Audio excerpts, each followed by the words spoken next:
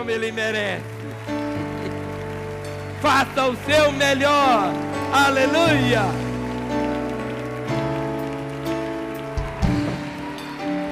Aleluia.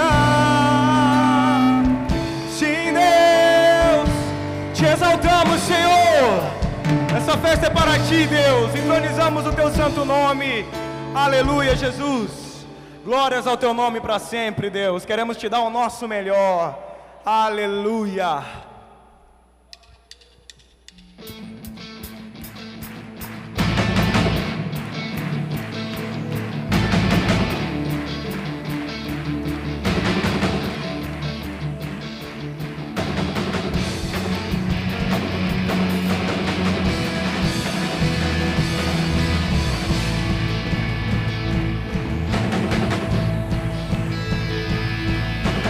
Todos que precisam ter esperança para viver, venham conhecer o Salvador. Todos que querem encontrar palavras de vida eterna, venham conhecer o Salvador. Deus está perto de nós.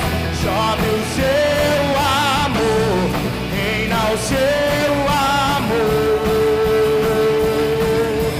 Sua graça nos salvou. Chove o seu amor, reina o seu amor. Deus está perto de nós. Todos que são de Jesus, mortos para o mundo, vivos para a luz, venham adorar ao Salvador.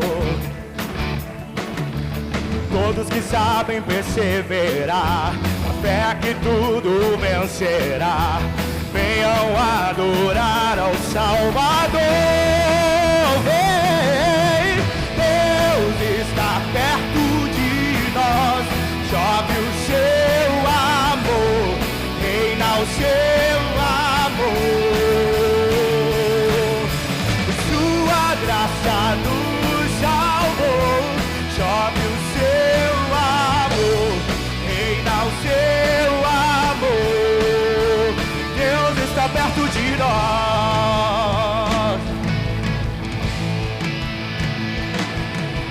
Nada pode nos separar. Nossa fé ninguém pode roubar.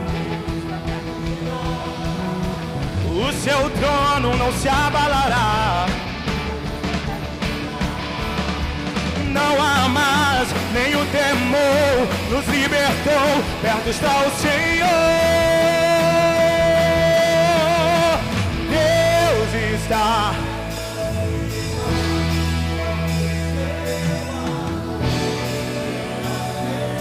O seu amor, sua graça nos salvou. Chove o seu amor, reina o seu amor. Deus está perto de nós.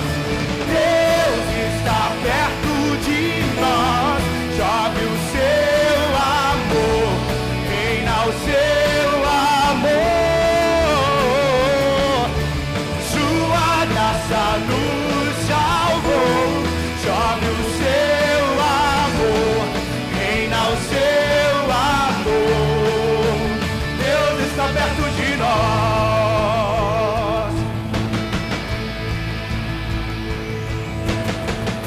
Aleluia, aleluia. Deus Emanuel, Deus conosco, Deus pertinho.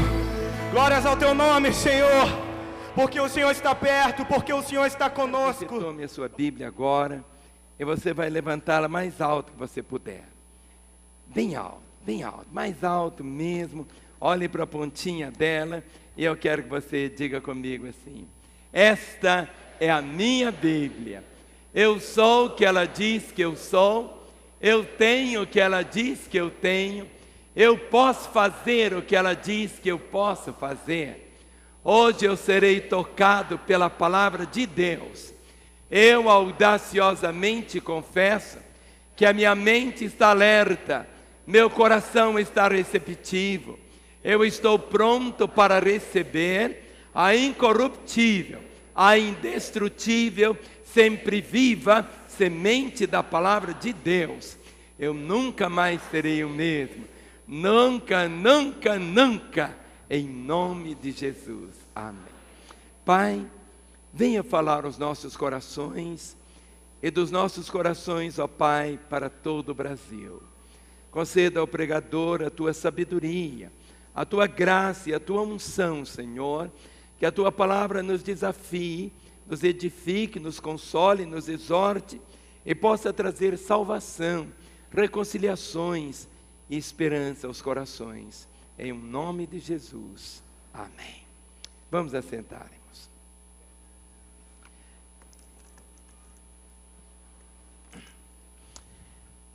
Existem muitas coisas que são novas nas nossas experiências, mas Deus nunca é pego de surpresa. Nunca, nunca, nunca. Eu sou pastor só aqui em Lagoinha há mais de 40 anos.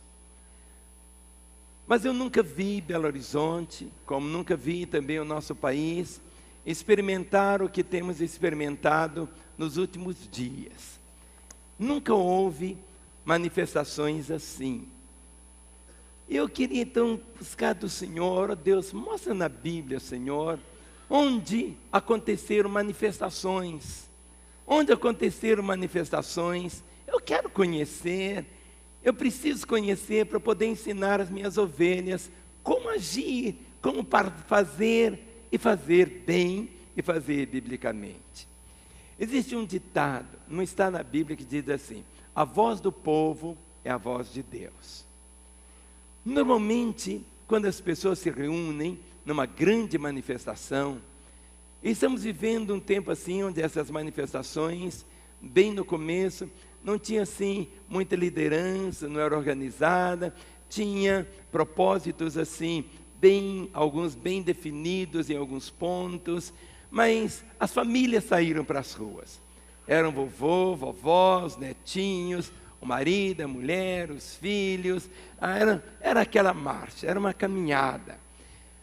Mas no meio do caminho, logo começaram a existir algumas coisas mais delicadas, que no meio, pessoas assim, tão perversas, começaram a destruir coisas. E começou a trazer também uma ansiedade muito grande. E nós, como crentes, como fazer? Vamos, não vamos, participamos, não participamos, gritamos, qual que é o nosso papel?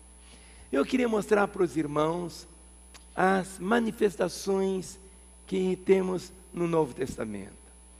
Nós vamos encontrar várias manifestações.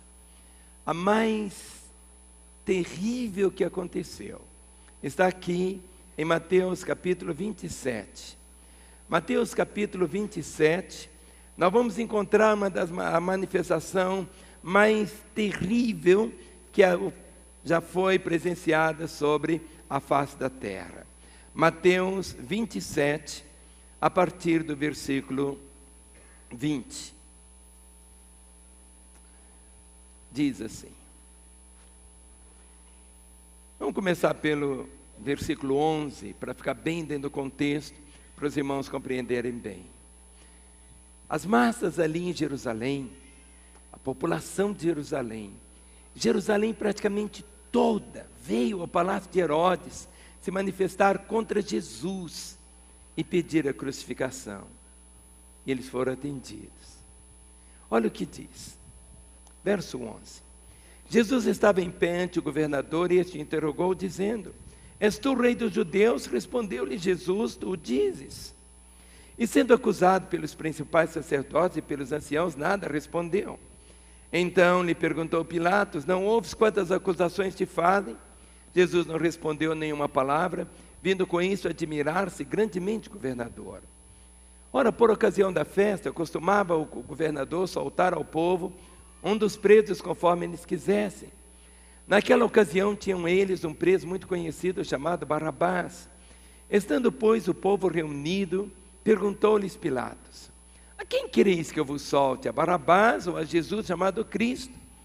Porque sabia que por inveja o tinham entregado.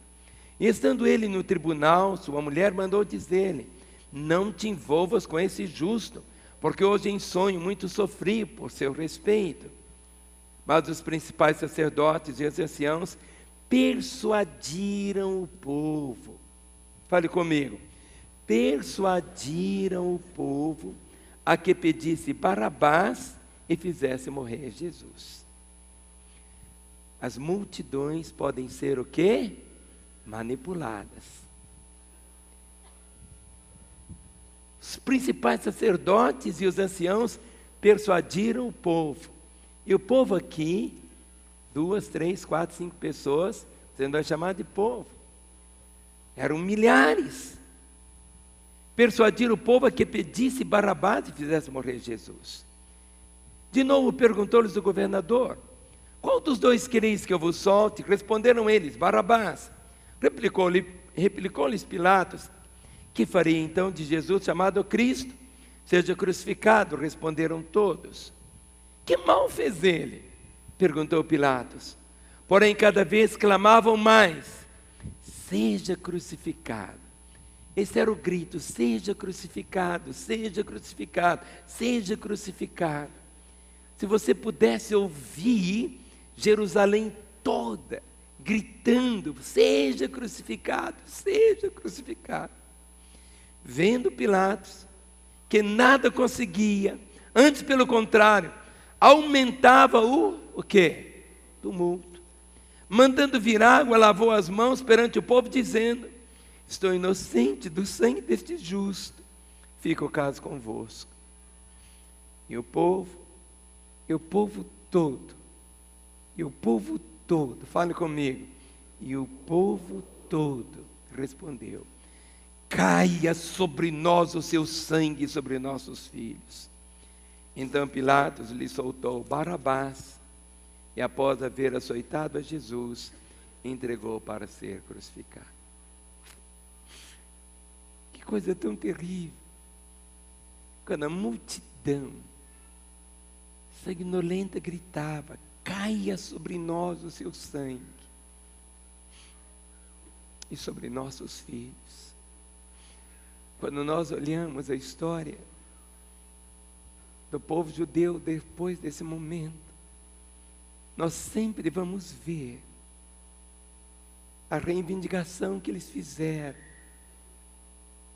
Todas as nossas palavras semeadas no mundo espiritual, esse clamor. É por isso que nós hoje, como cristãos, nosso amor ao povo judeu, exatamente para que essa situação seja revertida. Nunca houve um holocausto tão tremendo, e foi chamado holocausto. Mais de 6 milhões. Uma geração foi varrida da face da terra. As multidões, eu não quero entrar muito nesse campo agora, porque vai estender muito. Mas as multidões podem ser manipuladas.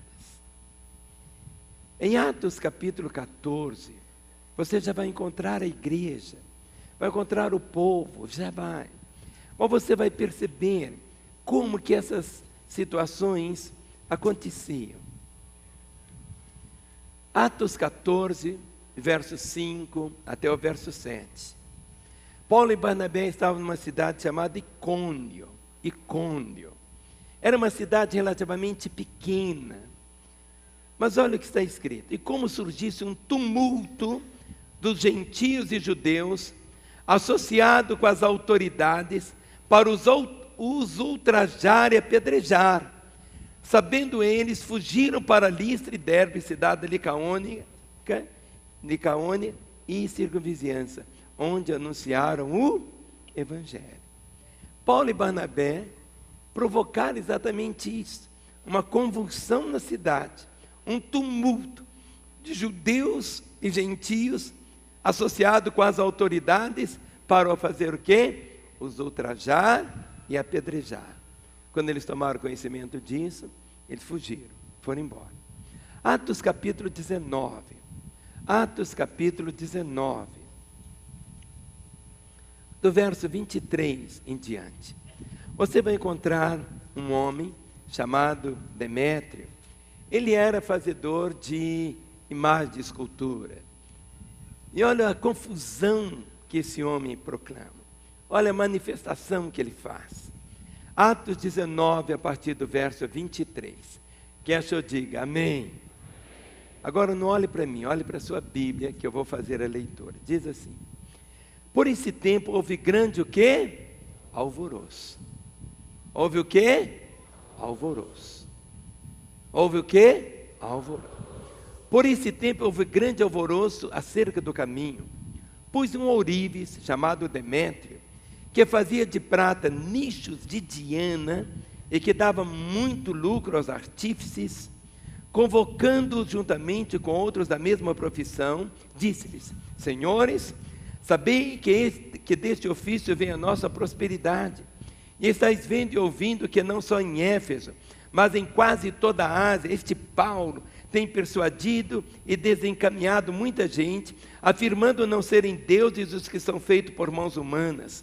Não somente há o perigo de nossa profissão cair em descrédito, como também o de o próprio templo da grande deusa Diana ser estimado em nada e ser mesmo destruída a majestade daquela que toda a Ásia e o mundo adoram. Verso 28. Ouvindo isto, encheram-se de quê? Furor, e clamavam: grande a Diana dos Efésios. Verso 29. Foi a cidade tomada de quê? Confusão. E todos, a uma, arremeteram para o teatro, arrebatando os macedônios Gaio e Aristarco, companheiros de Paulo. Querendo este apresentar-se ao povo, não lhe permitiram os discípulos. Também as iarcas, que eram amigos de Paulo, mandaram rogar-lhe que não se arriscasse indo ao teatro. Uns, pois, gritavam de uma forma, outros de outra, porém a assembleia, ou seja, que a multidão caíra em confusão, e na sua maior parte nem sabiam por que motivo estavam reunidos. Muitas vezes até parece que está acontecendo a mesma coisa aqui, né? Nem sabia, e na maior parte nem sabia por que motivo estavam reunidos. Olha o 33. Então tiraram Alexandre dentro da multidão, impelindo os judeus para a frente. Este, acenando com a mão, queria falar ao povo. Quando, porém, reconheceram que ele era judeu, todos, fale comigo, todos, a uma voz gritaram por espaço de quase 2 horas. Sabe o que é isso? 2 horas. A cidade de Éfeso toda gritando o quê? Grande é a Diana dos Efésios. Grande é a Diana dos Efésios. Grande é a Diana dos Efésios. Grande é a Diana dos Efésios. 2 horas. Verso 35. O escrivão da cidade, tendo apaziguado o povo, disse: senhores Efésios, quem porventura não sabe que a cidade de Éfeso é a guardiã do templo da grande Diana e da imagem que caiu de Júpiter? Ora, não podendo isso ser contraditado, convém que vos mantenhais calmos e nada façais precipitadamente. Porque esses homens que aqui trouxestes não são sacrílegos, nem blasfemam contra a vossa deusa. Portanto, se Demétrio e os artífices que o acompanham têm alguma queixa contra alguém, há audiências e procônsules que se acusem uns aos outros. Mas, se alguma outra coisa pleiteais, será decidida em assembleia regular. Porque também corremos perigo de que, por hoje, sejamos acusados de sedição, não havendo motivo algum que possamos alegar para justificar esse ajuntamento. E havendo dito isto, dissolveu a assembleia. Atos 21. Atos 21. Do verso 27. Atos 21, 27. Quando já estavam por findar os 7 dias, os judeus vindo da Ásia, tendo visto Paulo no templo, alvoroçaram todo o povo e o agarraram, gritando: israelitas, socorro! Este é o homem que por toda parte ensina todos a serem contra o povo, contra a lei e contra este lugar. Ainda mais introduziu até gregos no templo e profanou este recinto sagrado. Pois antes tinham visto Trófimo, o efésio, em sua companhia, na cidade, e julgavam que Paulo o introduzira no templo. Verso 30, o que diz? Agitou-se toda a cidade. Havendo concorrência do povo, e agarrando a Paulo, arrastaram-no para fora do templo. Imediatamente foram fechadas as portas. Procuravam eles matá-lo. Chegou ao conhecimento do comandante da força que toda Jerusalém estava amotinada. Verso 32. Então estes, levando logo soldados e centuriões, está bem parecido, né?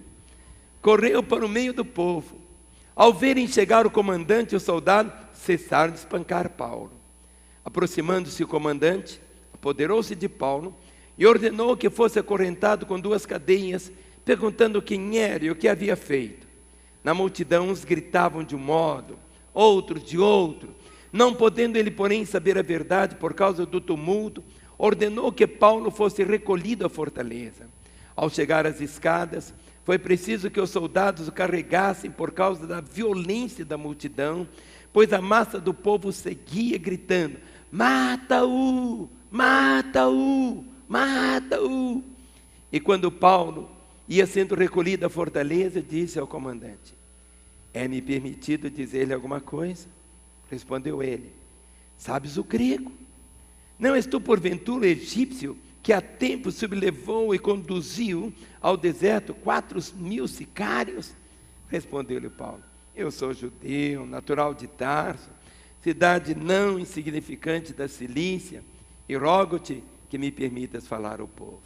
Obtida a permissão, Paulo, em pé na escada, fez com a mão sinal ao povo, fez-se grande silêncio, e ele falou em língua hebraica, dizendo: capítulo 22, os 6 primeiros versos, diz assim, 22, Atos 22, não é, 22, Atos 22, 22. Ouviram-no até esta palavra, então gritaram dizendo: tira tal homem da terra, porque não convém que ele viva. Ora, estando eles gritando, arrojando de si suas capas, atirando poeira para os ares, ordenou o comandante que Paulo fosse recolhido à fortaleza e que sobre açoite fosse interrogado, para saber por que motivo assim clamavam contra ele. Quando o estavam amarrando com correias, disse Paulo ao centurião presente: ser-vos-á porventura lícito açoitar um cidadão romano sem estar condenado? Ouvindo isto, o centurião procurou o comandante e lhe disse: que estás para fazer? Porque este homem é cidadão romano. Vindo o comandante, perguntou a Paulo: dize-me, és tu romano? Ele disse: sou. Respondeu-lhe o comandante: a mim me custou grande soma de dinheiro esse título de cidadão. Disse Paulo: pois eu o tenho por direito de nascimento. Imediatamente se afastaram os que estavam para o inquirir com açoites. O próprio comandante sentiu-se receoso, porque soube que Paulo era romano, porque o mandara amarrar. Tiago, capítulo 5. Tiago, capítulo 5. Tiago, capítulo 5. Os 6 primeiros versos. Ele vai estar falando muito sobre essa questão da corrupção. Na Bíblia você não vai encontrar a palavra corrupção, mas vai encontrar a palavra suborno. Você vai encontrar muita palavra suborno. E aqui a palavra diz, Tiago abre o coração e diz assim: atendei agora ricos, chorai lamentando por causa das vossas desventuras que vos sobrevirão. As vossas riquezas estão corruptas, e as vossas roupagens comidas de traça. O vosso ouro e a vossa prata foram gastos de ferrugens, e a sua ferrugem há de ser testemunho contra vós mesmos, e há de devorar como fogo as vossas carnes. Tesouros acumulastes nos últimos dias.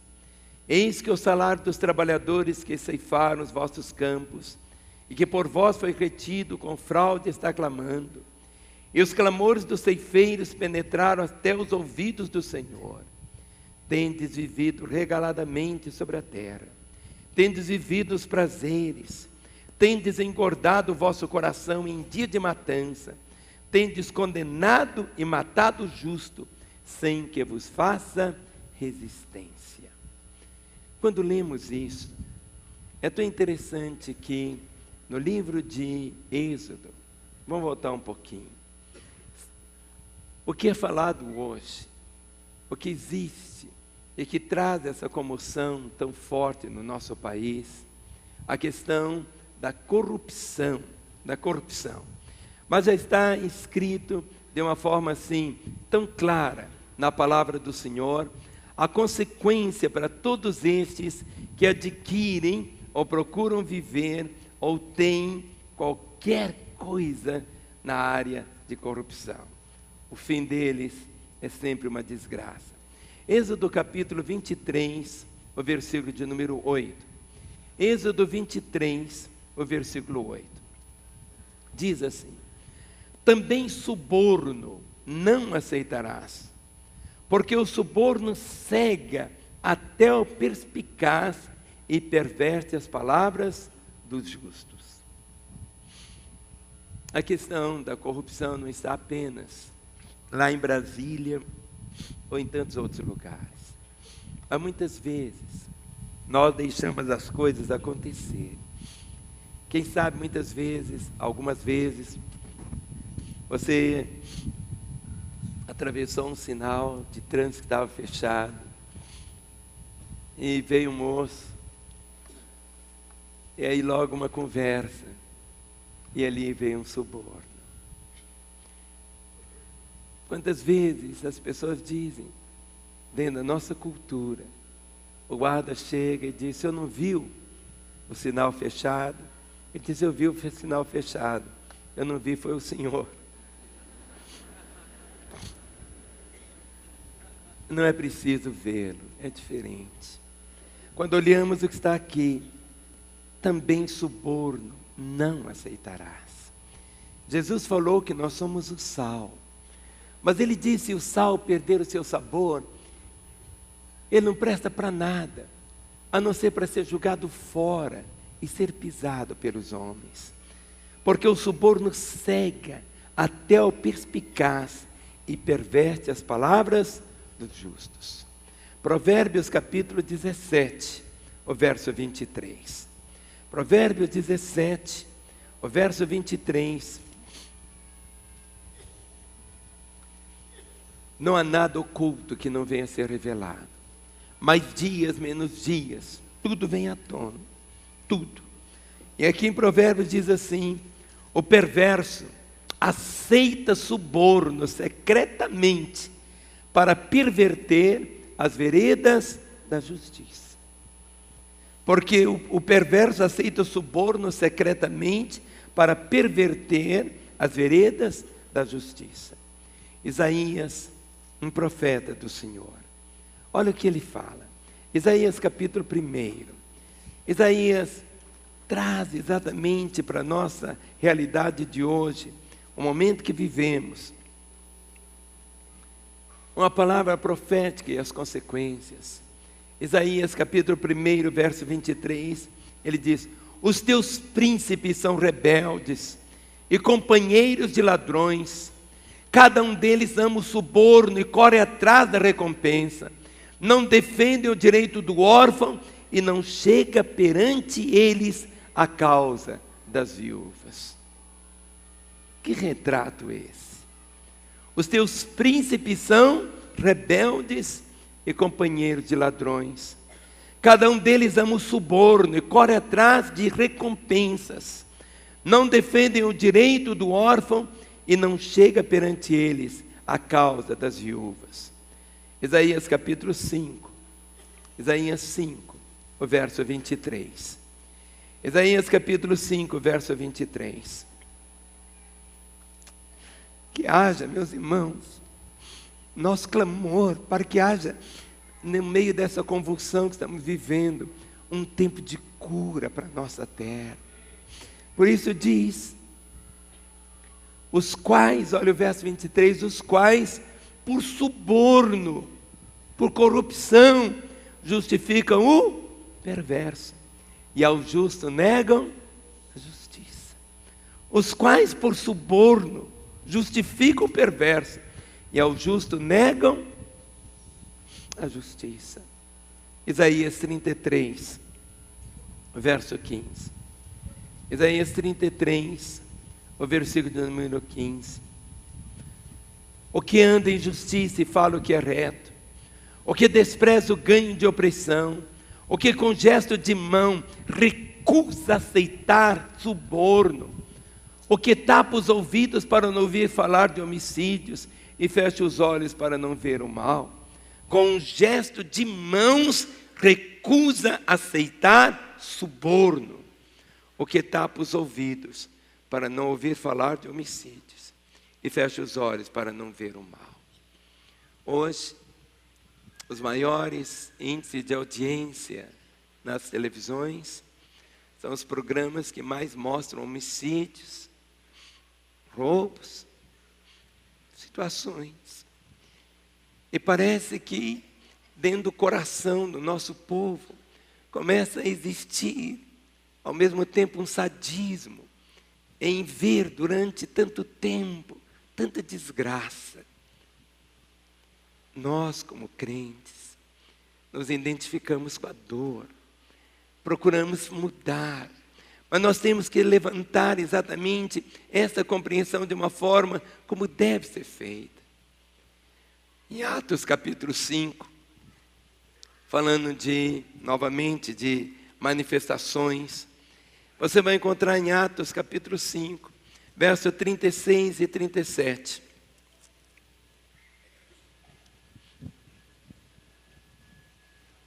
Quando os apóstolos são levados, vem Gamaliel e traz esse parecer dizendo assim, Atos 5, 35.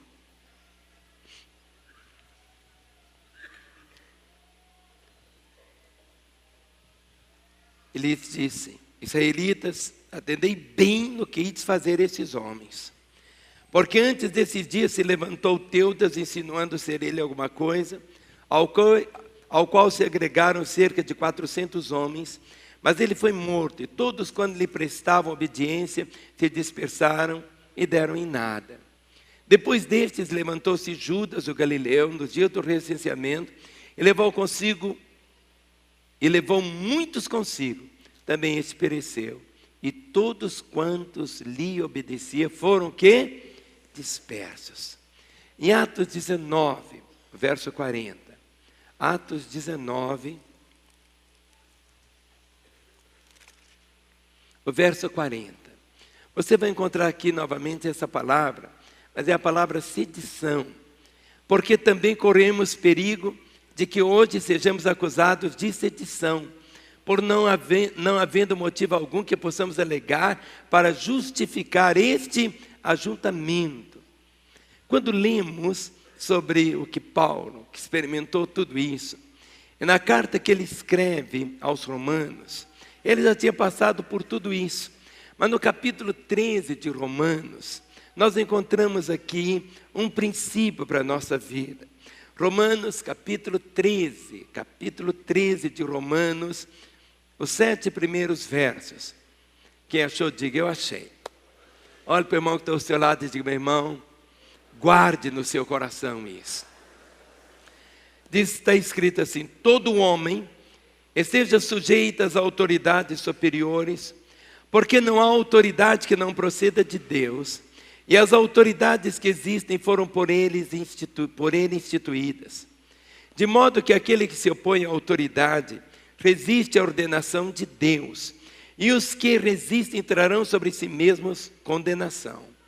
Porque os magistrados não são para temor quando se faz o bem, e sim quando se faz o mal.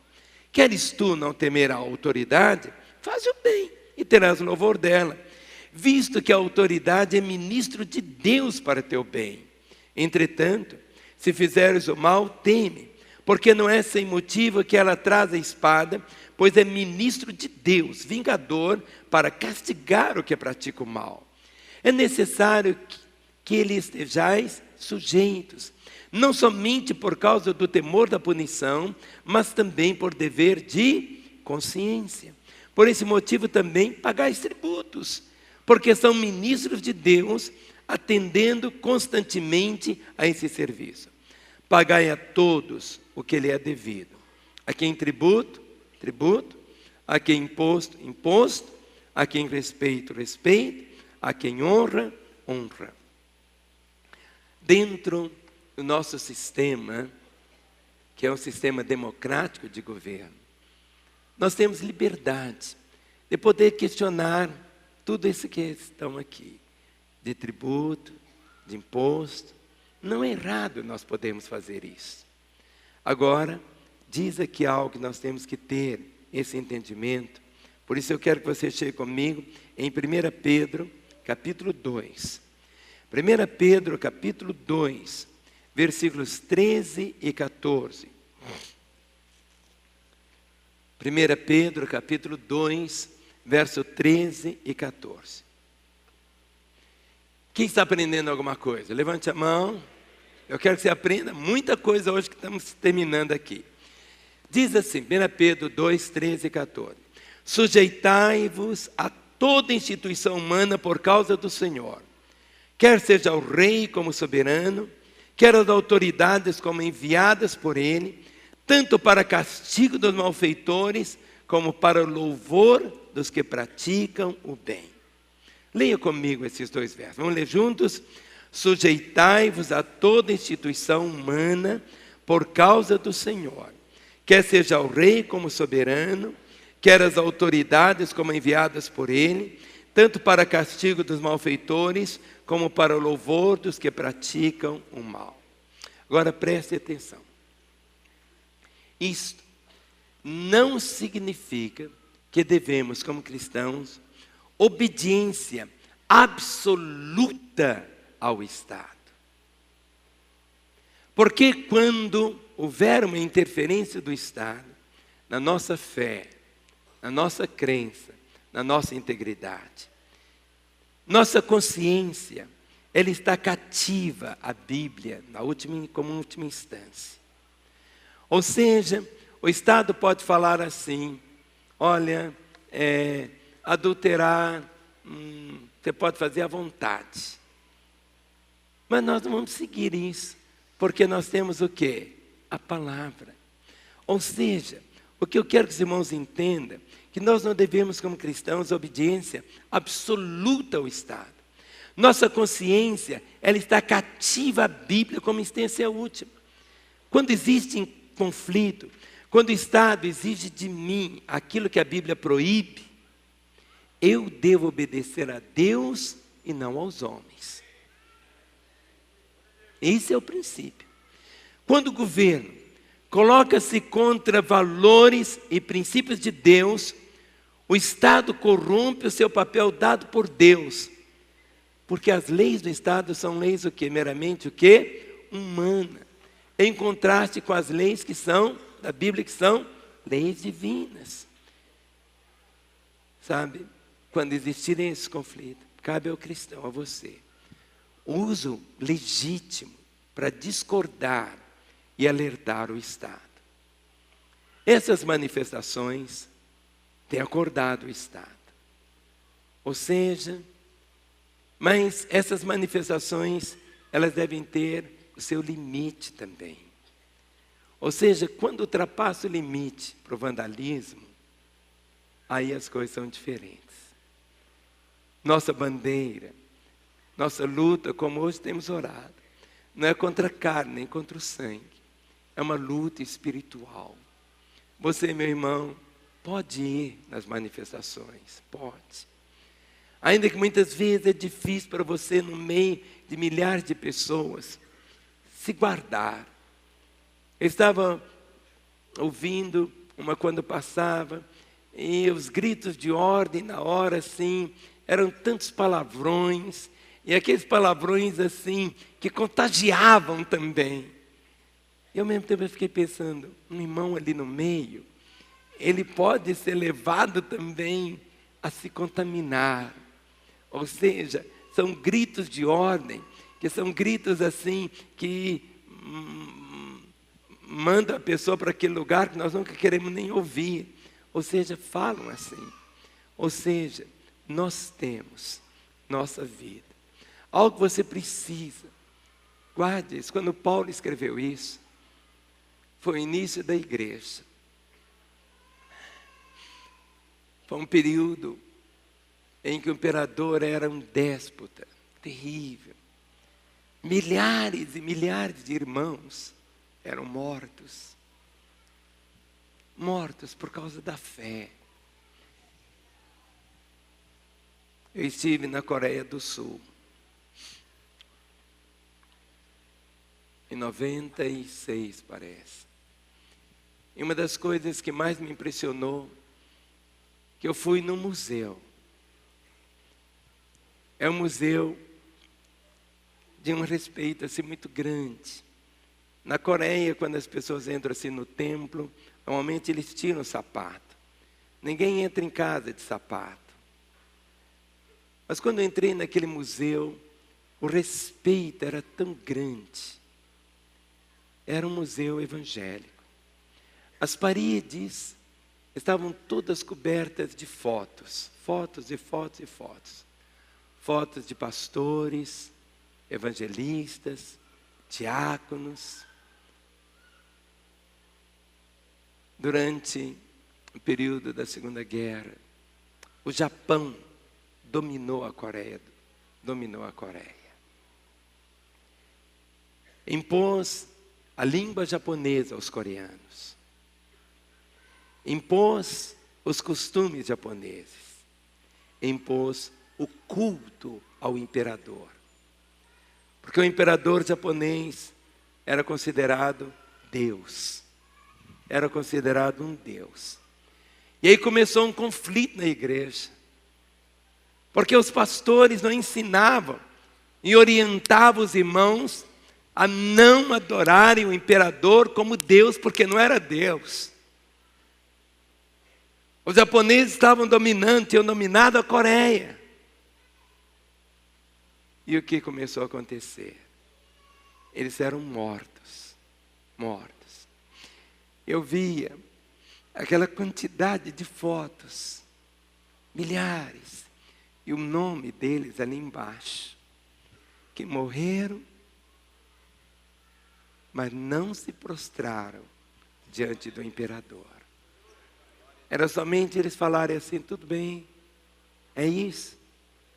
Mas eles não venderam a fé. Filho, assim é a nossa vida também hoje. Quando Jesus disse, vós sois o sal da terra. Vós sois a luz do mundo. Nós somos a igreja. Nós somos a igreja. A igreja é a resposta de Deus. A resposta de Deus para o Brasil está sentada aí do seu lado. É você, meu irmão. Sua vida, sua integridade, seu testemunho. Eu oro. Porque muitas vezes, irmãos nossos, que infelizmente são eleitos, e quando chegam lá, eles fazem coisas piores do que os piores de lá. Isso envergonha a nossa fé. Mas eu oro para chegar um dia, para nós olharmos para a nossa terra, e devemos realmente, irmãos apaixonados, em posições de liderança na nossa nação. A igreja não precisa ter essas posições, porque ela é, já para o Senhor, a preciosidade aqui na terra. Mas seria tão bonito vermos realmente uma geração E essa geração de jovens, essas manifestações, o grosso dela é formado por jovens. Jovens que querem ver o nosso país mudado. Jovens que têm uma paixão. Jovens que querem viver um outro contexto. Jovens que querem ver uma política também sadia. Jovens que querem ver a integridade e a verdade. Jovens que estão prontos para ficar a noite inteira com palavras de ordem. Jovens, agora, nós temos uma causa. Nós sabemos que o nosso país, ele é mudado e pode ser mudado. Semana passada eu estive conversando com um homem que foi ministro do governo lá em Brasília. E no meio da conversa eu contei para ele aquela história, um episódio tão simples, mas que mostra tanto o poder da transformação. É a história daquele pai que estava em casa trabalhando. O pai trabalhava em casa. Mas o filho, toda hora o atrapalhava no seu trabalho, no escritório de em casa. O filho ia e queria brincar com o pai. Mas o pai não queria ofender o filho, queria dar carinho e amor para o filho. Mas o filho toda hora chegava e queria brincar com o pai. Mas o pai teve uma ideia. Bem na parede lá do escritório, tinha um mapa grande do Brasil. Um mapa grande do Brasil. Ele pegou então aquele mapa, com uma tesoura ele cortou o mapa em pedacinhos, bem pequenininho. Misturou tudo aquilo e deu para o menino e disse: olha, você agora vai consertar o Brasil. Na hora que você consertar um mapa, você pode vir brincar com o papai, que o papai vai largar tudo para brincar com você. Mas só na hora que você consertar o Brasil. Mas qual que não foi a surpresa do pai? Que poucos minutos depois, o menino chega com o mapa colado perfeitinho, mas perfeito. Até a ilha de Fernão de Noronha estava lá no lugar certinho. A ilha de Marajó certinho. Belo Horizonte estava no lugar certinho. Um mapa todo colado. E o pai, admirado, disse: filho, como? Você conseguiu consertar o Brasil? Tão rápido, nem papai consegue. Como é que você fez? Filho, mas você é tão inteligente. Foi elogiando o menino. E ele lá, assim, tão admirado com seu filho. E o menino disse: foi muito simples. E o pai disse: simples? Eu não consigo. Como que você conseguiu? O menino disse: foi simples. Eu conheci um mapa. Eu sabia que atrás do mapa tinha a foto de um homem, de um brasileiro. Eu não conheço o Brasil, mas o homem eu conheço. Eu sei onde fica o olho, a boca, o nariz. E no momento quando ele consertou o homem, do outro lado consertou o país. A solução para o nosso país é o homem. É o homem restaurado. É o homem mudado. E a solução está aí do seu lado. Fique em pé no seu lugar.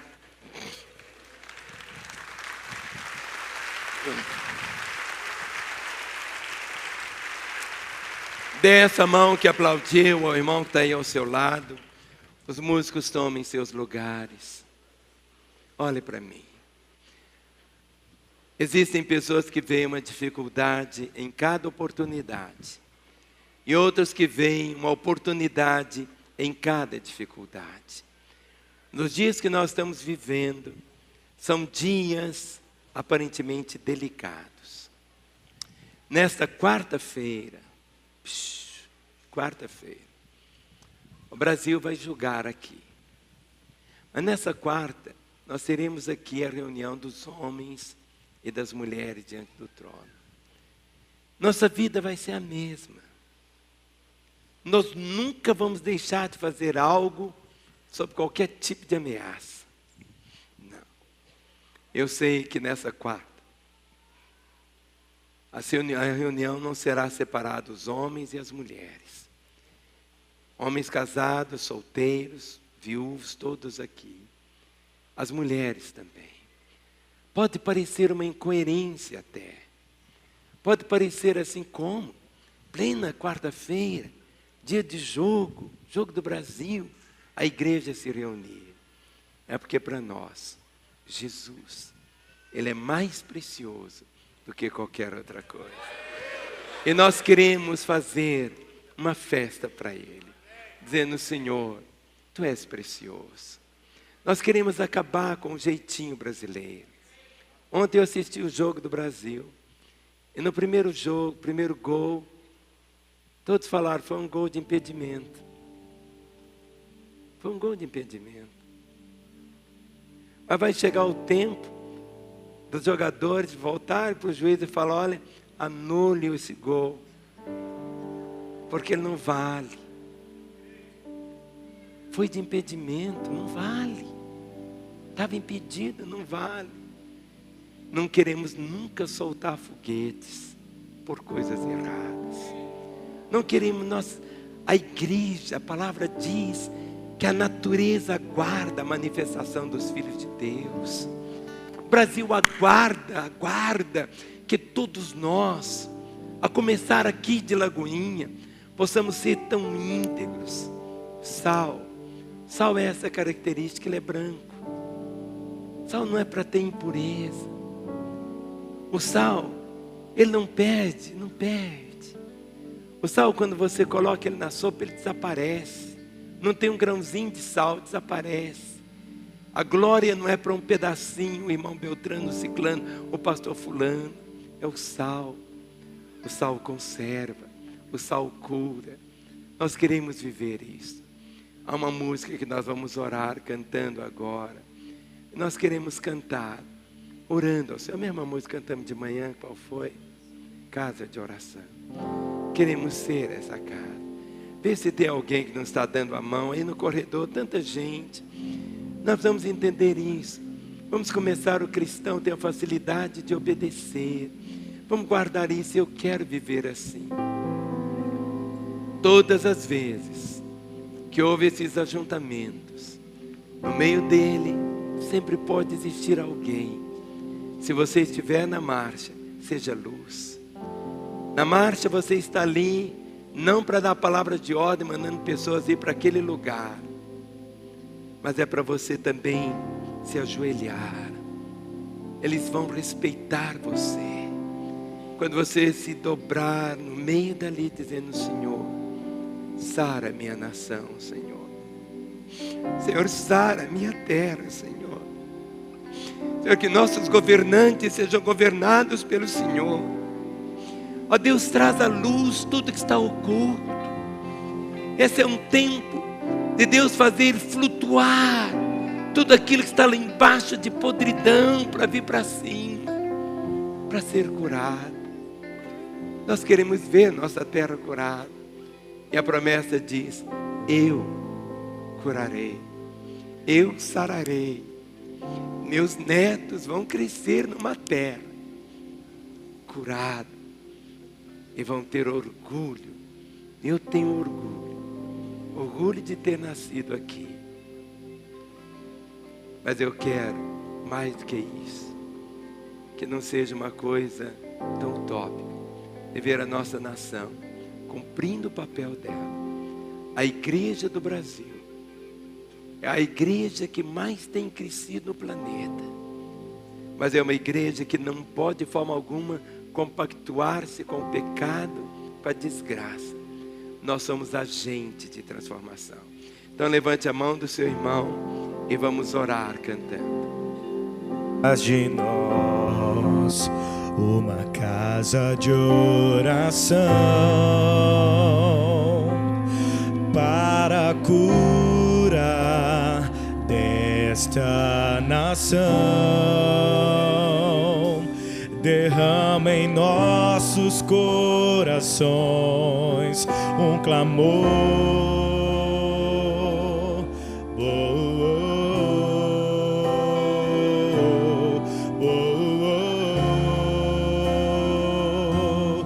Faz de nós atalaias sobre os muros,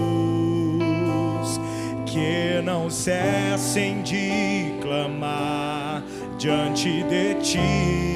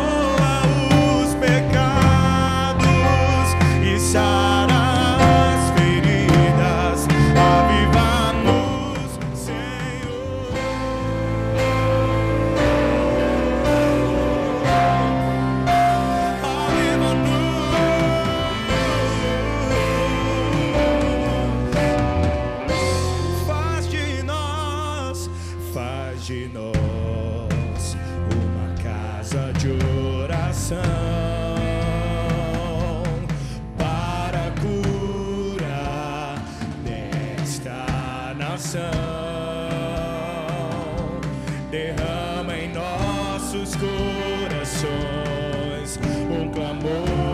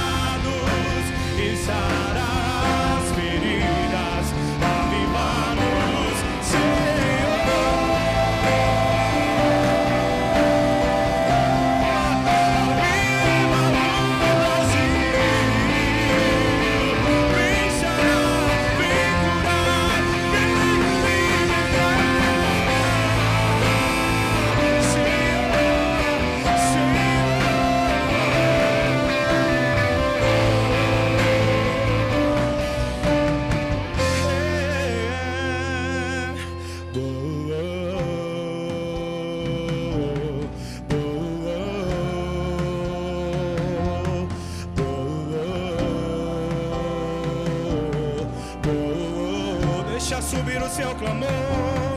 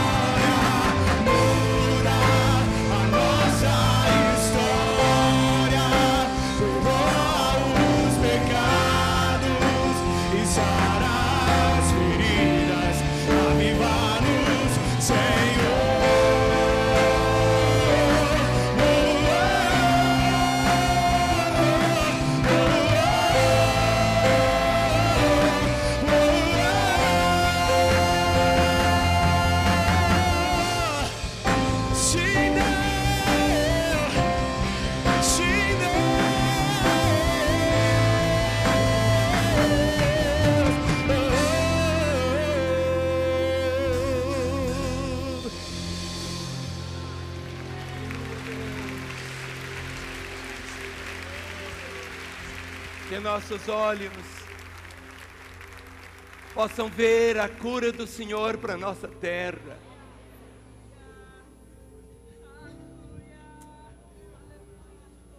A loucura, não adianta lei seca. Se os maiores propagandistas, a maior entrada para as televisões são de propagandas exatamente de bebidas.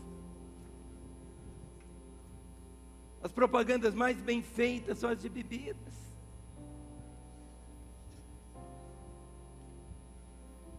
Nós vamos ver nossa terra pautada pelos princípios da palavra.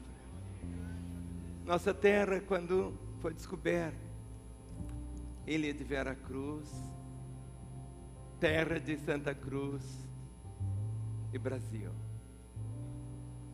Brasil por causa de uma madeira que era vermelha, vermelha como sangue.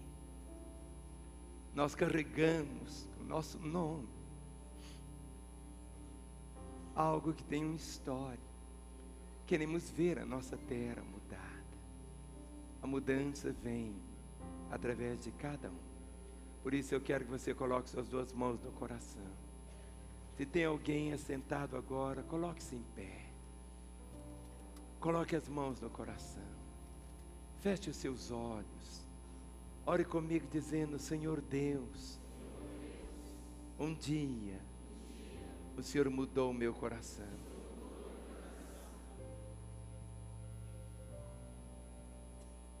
Hoje eu sou teu.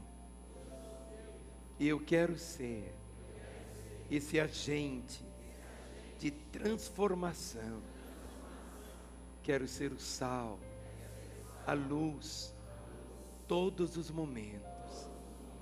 Que nesta hora, mais uma vez, tu me revistas de autoridade. Eu calço os meus pés com o evangelho da paz. Eu cobro a minha mente com o capacete da salvação. Eu protejo o meu coração com o escudo da fé. Tomo o cinto da verdade e com o escudo e a espada, como guerreiro do Senhor, eu quero viver, Senhor. Ajuda-me, Pai, a nunca envergonhar o Teu nome, mas que a minha vida possa ser usada pelo Senhor para mudar a nossa terra. Eu oro agora para que as manifestações que estão acontecendo em todo o país ocorram sem violência. Ajuda a tua igreja, Pai, a fazer diferença e que o clamor do Senhor chegue ao coração dos nossos governantes. E nesta hora eu oro por aqueles que estão aqui entre nós, que ainda não receberam a Jesus como Salvador e Senhor, possam fazer como um dia eu fiz esta oração. Todos orem comigo dizendo: Senhor Jesus, eu sei da tua história, que o Senhor veio para salvar. Eu reconheço que sou um pecador, mas nesta hora eu abro o meu coração e eu te peço, entra na minha vida. Eu te recebo como meu Senhor e meu Salvador. E eu, Jesus, que um dia andei contigo, mas me desviei, agora eu volto na certeza do teu perdão. Continue com seus olhos fechados. E eu quero fazer uma oração. Você não vai repetir esta oração agora, mas eu quero orar só por você. Por você que pela primeira vez orou dizendo: Jesus, entra na minha vida. Jesus, eu te recebo como meu Senhor e Salvador. Ou você que orou dizendo: Jesus, eu estava afastado, desviado, mas agora eu volto aos teus caminhos. Por você eu quero orar, para que eu ore enquanto toda a igreja está com os olhos fechados, intercedendo também.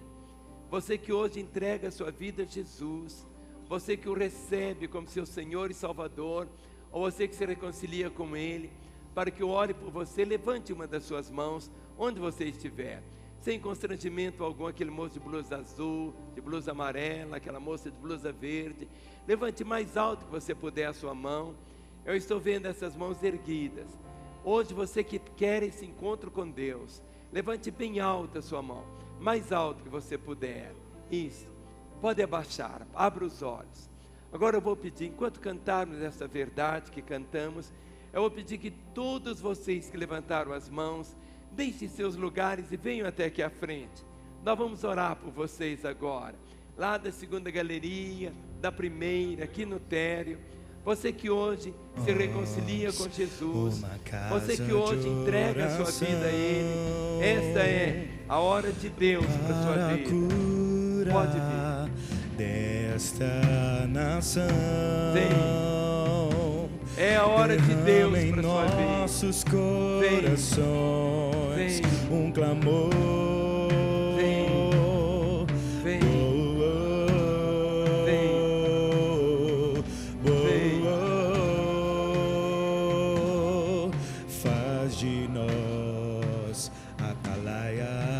Sobre os muros, que não cessem de clamar diante de ti.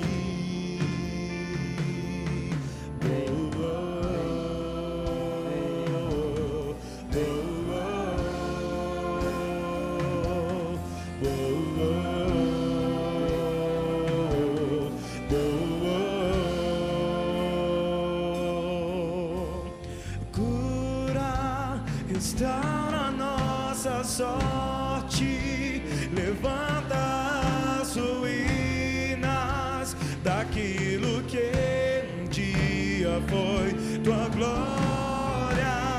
Muda a nossa história, perdoa os pecados e sara as feridas, aviva-nos, Senhor.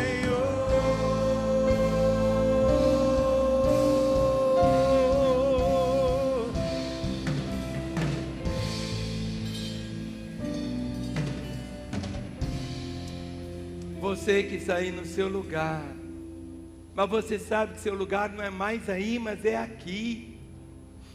Esta é a hora de Deus para você. Talvez você diga: pastor, mas olha, domingo que vem eu vou. Domingo que vem eu vou entregar minha vida a Jesus, mas não hoje. Vocês estão em pé aqui, ajoelhados, fiquem em pé. Chega aqui bem perto de mim, pode chegar. Pode chegar, chega aqui bem pertinho. Chega.